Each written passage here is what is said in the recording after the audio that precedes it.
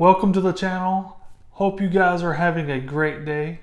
Today we are talking about bass fishing hook types. This video is a part of a much larger series. It is going to be in the Fishing Fundamentals playlist. I'll have that linked up right up here in the notifications.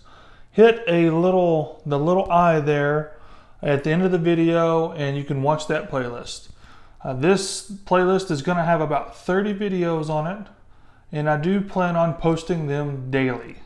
So you want to hit that subscribe button and the notification bell so you'll be notified when I post a new video. So bass fishing hooks can be intimidating and challenging if you really haven't been around fishing all that much. So let's first talk about some of the anatomy of a hook. I'm going to throw one up right over here, and we're going to talk about the different pieces of a hook. I'm going to look over here, so don't get too distracted when I look down. I have some notes. So the first part, we're going to start at the very top. I'm going to point at it with an arrow, and that is the eye of the hook. That's where we tie our line to it. Most people know this, so it's not a big deal. So the next little part here is the long piece that connects the eye to the bend, which is called the shank. So now the next part, we have what we call the bend, and this turns the hook back where it's facing toward the eye, or at least in that direction. It may not always be aimed at the eye, but it's at least closer to that direction. And then at the not quite at the very tip, we have a barb. This barb faces backwards and is used to keep the fish on once you have him hooked. That's why one of the reasons why when people get hooked, it's really hard to get hooks out. And then obviously you have the point at the very, very end. People talk about how sharp your point is, if your point is offset, whether it's like an octopus style and it kind of circles in. Several different hook types as far as the points, but we're not going to get too deep into that right this second, because the next little part is called the gap, and this is the distance between the point and the shank. Some people believe that if you have a larger distance between the point and the shank, the larger gap, the better off you are for hook sets. And some people believe that the tighter the gap, the smaller profile you have, and it's easier for the fish to eat that bait. So now let's get into some of the hook types, the basic hook types that you may be faced with, especially as a beginner fisherman. And I'm trying not to make this list too large, but I'm trying to hit the fundamental hooks that you may run across and the ones you probably need to have in your tackle box. So the first one is the extra wide gap hook. I'm going to put a picture of one right here, and as you can tell, the gap is fairly large. And obviously it's called an extra wide gap, and you can see that the gap is very large. The distance between the point and the shank is a lot larger than what you normally see in a hook. Something special about these typically is that they will have the point aligned with the eye. So it makes it an excellent hook for Texas rigging.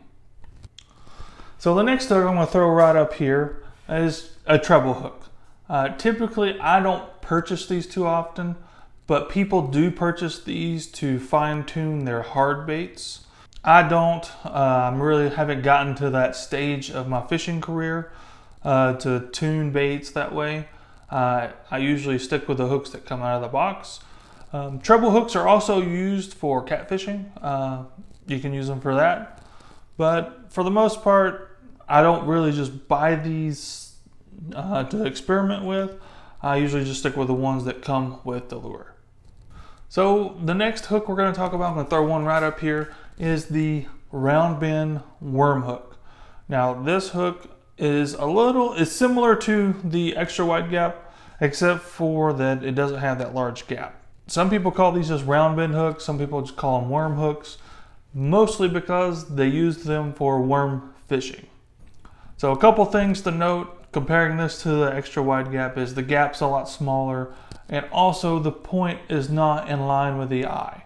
So when you're Texas rigging this, you're going to keep the point underneath the surface of the soft plastic. This will allow for weedless fishing, and then when it's time to set the hook, it'll come through the plastic. All right, the next hook we have on deck is the swim bait hook. Note that the eye is sideways on this, and we have a screw lock at the front. So this is so you can tie your line in and then screw the lure on to that screw lock and then Texas rig it without having to put that big weight through your soft plastic. Most of the time these are used with paddle tail swim baits and is a very good way to fish grass and weeds and even laydowns without snagging. And lastly, we have the Wacky Hook. So smash that thumbs up if you already know what a Wacky Hook is and what it does. I'll throw one right here. It is a much shorter hook, mainly because you don't really need a long shank for wacky rigging a Cinco. And these Wacky Hooks are sometimes used for drop shots as well. So you can hit two birds with one stone buying this one type of hook. They also can be bought with or without the weed guard depending on how you want to fish these. So there are many more different types of hooks. We got flipping hooks, trailer hooks, shaky heads, octopus hooks, circle hooks. The list goes on and on. But as a beginner, so if you stick to these first 5 hooks that I've given you, it's a pretty good start for your terminal tackle box. So I hope this video has helped you clear up any confusion that you had about some of these basic hooks that we talked about today. And if not, let me know in the comments below. And if there's something I missed about one of these hooks, also let me know and share that information for the people who are also watching this video.